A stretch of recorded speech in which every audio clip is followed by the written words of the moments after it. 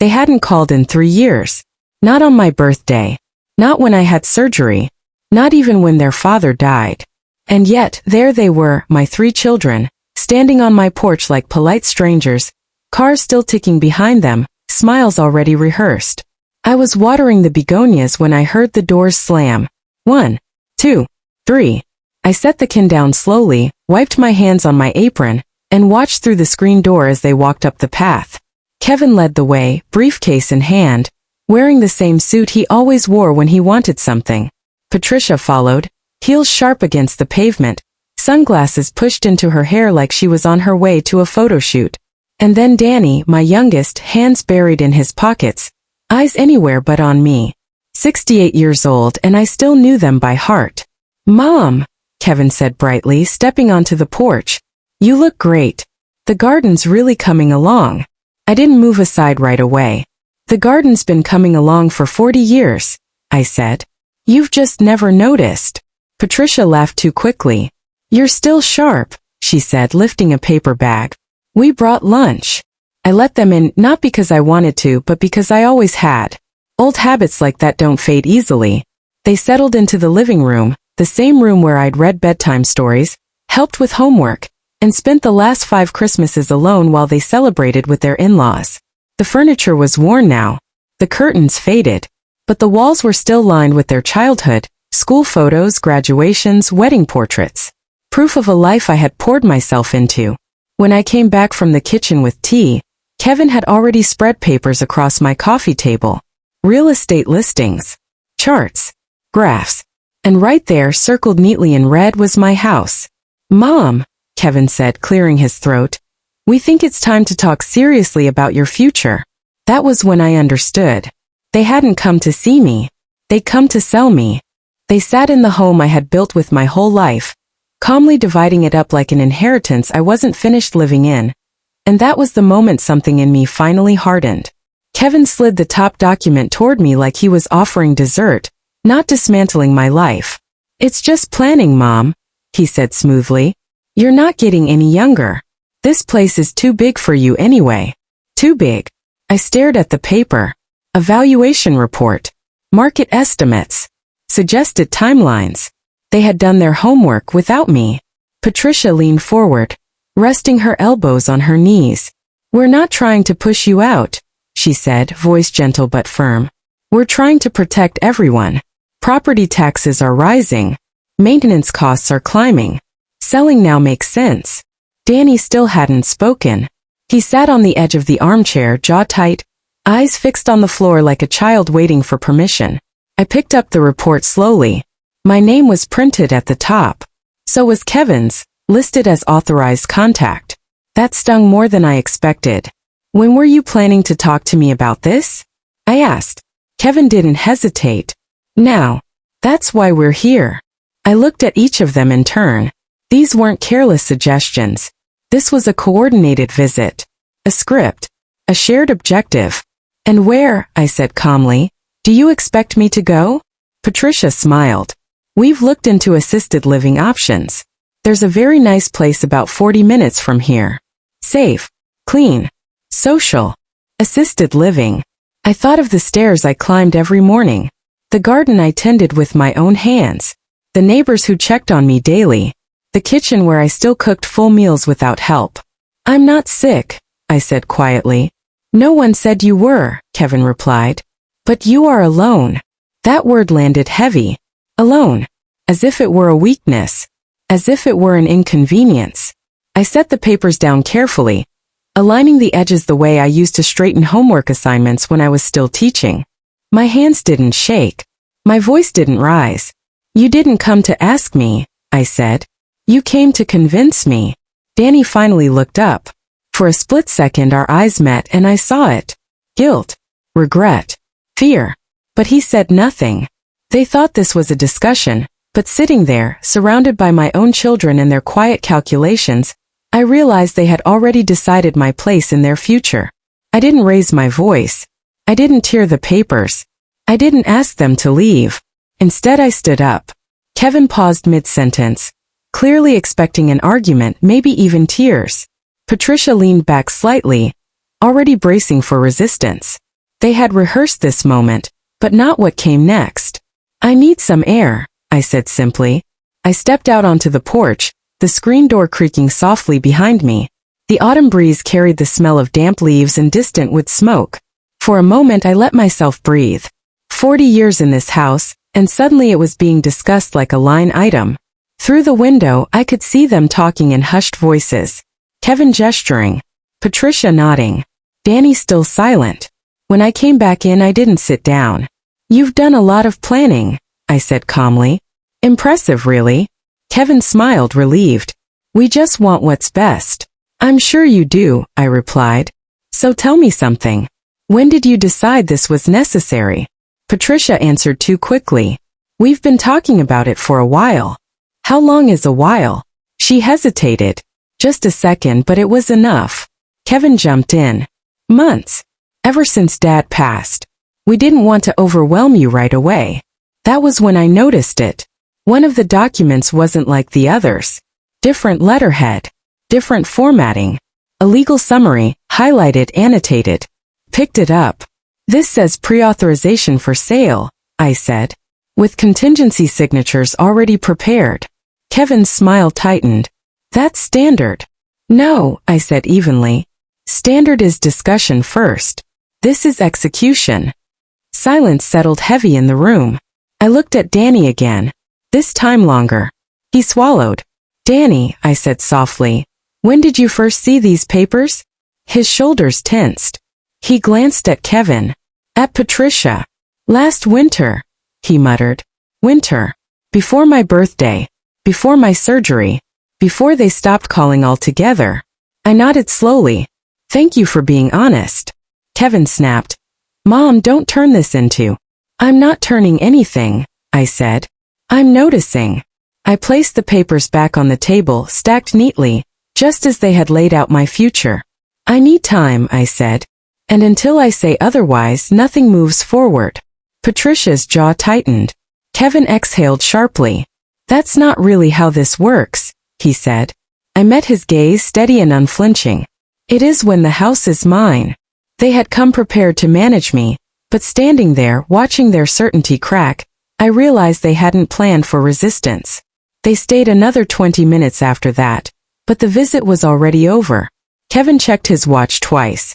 Patricia kept scrolling on her phone. Danny hovered near the doorway like he wanted to disappear. The warmth they brought with them, the smiles, the small talk, had drained out of the room. Before leaving, Kevin turned back. "We'll give you a few days," he said. "But this can't drag on forever."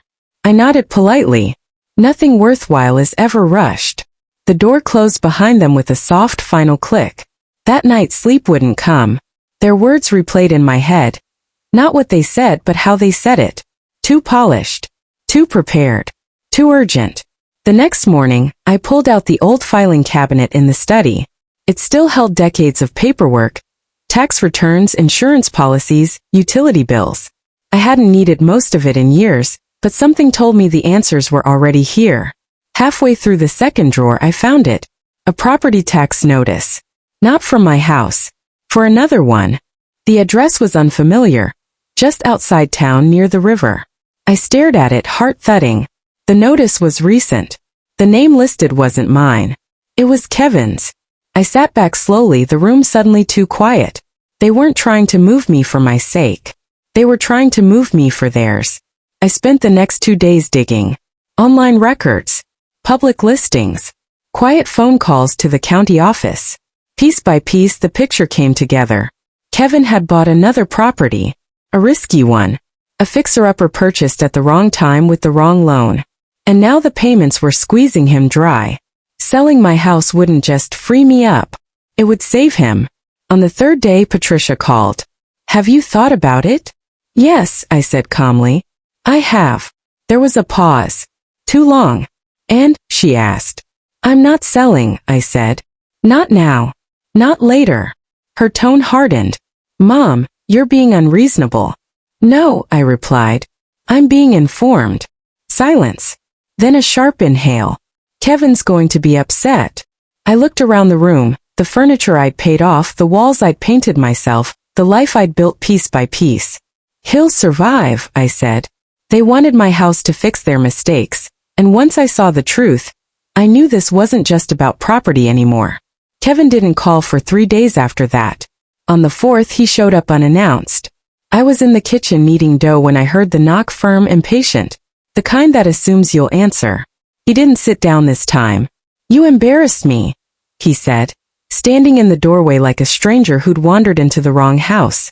"I protected myself," I replied, wiping my hands. "There's a difference." "You went digging," he snapped.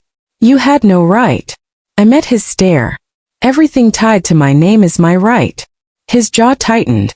"That property tax notice told me everything," I said. "You needed my house to bail you out." He exhaled sharply, pacing now. "You don't understand how bad this is." "I understand perfectly," I said. "I just don't accept the solution." That's when his voice changed. Not loud, not angry, cold.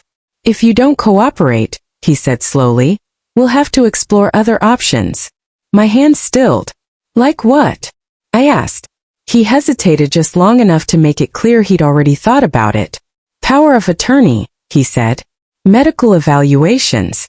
You live alone. You've had surgery. Courts listen to that." The room seemed to shrink. I stared at him, this man I had carried, fed, defended, and felt something snap cleanly inside me. "You declare me unfit," I said quietly, "to take my house." Kevin looked away. "We do what's necessary." I nodded once. "Then so will I." That night I called an attorney. Not a family friend. Not someone Kevin knew. A woman named Ruth Alvarez answered. Her voice was steady, professional, unflinching. By the end of the call I had a plan. And for the first time since my children had walked into my living room with their folders and smiles, I slept through the night. The moment my son turned strategy into threat, I stopped trying to keep the peace and started preparing for war. Ruth moved faster than I expected. Within 48 hours my documents were reviewed, updated and locked down. Title protections reinforced. Medical directives clarified. A legal letter drafted, short, firm, impossible to twist. Kevin received it on a Tuesday morning. I didn't call him. I didn't warn him. By noon my phone was buzzing. "You blindsided us," Patricia snapped the moment I answered. "How could you do this without talking to us first?" I smiled faintly. "Now you know how it feels." Danny texted later. I didn't know Kevin would go that far. I replied with 3 words he already had. That afternoon, Ruth and I filed a formal notice. No sale, no transfers, no power of attorney without my explicit consent and independent evaluation. Copies went to all 3 of my children. The house, my house, was no longer vulnerable. Kevin showed up again that evening, but this time he stayed on the porch. "You're tearing this family apart," he said. "No," I replied through the screen. "I'm refusing to let it be taken." He looked smaller somehow, less certain. The confidence he'd worn like armor was cracked. "You could have just helped me," he said quietly. "I spent my whole life helping you," I answered. "This time I chose myself." He left without another word. In the days that followed, something unexpected happened. Silence. No visits. No calls. No pressure. And in that quiet I felt something new settle in my chest. Not loneliness but peace. Rehook, cinematic, non-question. When I stopped trying to be agreeable and started being protected, the power shifted, and they felt it immediately. The truth didn't arrive all at once. It unraveled. A week after the legal notices were sent, Danny came alone. No briefcase. No rehearsed speech. Just a paper bag and tired eyes. "I need to tell you something," he said. We sat at the kitchen table, the same one where I'd packed lunches and signed permission slips. He stared at the wood grain like it might give him answers. "Kevin didn't just buy that property," Danny said. "He borrowed against it. Maxed out his credit. Then borrowed again." I listened without interrupting. "When the payments started stacking up, he panicked," Danny continued. "Patricia helped him move money around. They thought selling your house would solve everything." "And if I refused?" I asked. Danny swallowed. "They were going to push harder." I nodded slowly. "Fit. Every rushed visit. Every prepared document." "I'm sorry," he said. "I should have told you sooner." I know, I replied. You're here now. 2 days later, the rest followed. Kevin's lender called, confused, concerned. Patricia's husband showed up unexpectedly, asking why their savings had been temporarily redirected. Even the family grapevine began to buzz. The story couldn't stay buried anymore. Kevin stopped answering calls. Patricia avoided me entirely. Danny stayed in touch. And for the first time, the weight they tried to put on me fell squarely back where it belonged. When the truth finally surfaced, it didn't just clear my name. It exposed how fragile their plan had always been. Spring came quietly that year. The garden bloomed again, just as it always had, patient, steady, indifferent to family drama and legal battles. I spent my mornings on the porch, coffee warming my hands, watching sunlight creep across the floorboards. The house stayed. No listings. No for sale signs. No strangers measuring my life in square footage. Kevin eventually called. His voice was softer, careful. He didn't apologize, not really, but he didn't threaten either. Patricia sent a text on my birthday. Danny visited every Sunday. Things weren't the same. They were clearer. I learned something in those weeks that no one teaches you when you're young. Love does not require surrender. Care does not mean erasing yourself. And age is not permission for others to decide your worth. This house holds my memories, yes, but more than that, it holds my agency. My choices. My voice. And as long as I wake up here in the place I built, I know one thing for certain. I am not waiting to be moved. I am standing exactly where I belong.